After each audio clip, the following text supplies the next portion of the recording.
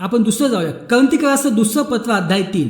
आपण जर सेवेमुळं मरण येते ती दगडावर अक्षराने कोरलेली होती आणि जर ती सेवा गौरवाने आली यासाठी की इस्रायल लोकांना मोशेच्या चेहऱ्याचे तेजोवलय पाहता येऊ नये तरी ते तेज कमी होत चाललेले होते, तरी आत्म्याची सेवा त्यापेक्षा गौरवी होणार नाही का? कारण जर सेवा जी माणसाचा निषेध करते ती गौरवी असेल तर तिच्यापेक्षा कितीतरी गौरवी ती सेवा असेल जी नीतिमत्व आणते. प्रियानो, इथं काय म्हटलं आहे? जेव्हा आपण नियमशास्त्राला वरती उठवतो आपल्या जीवनात, आणि इथं काय म्हटलेलं आहे?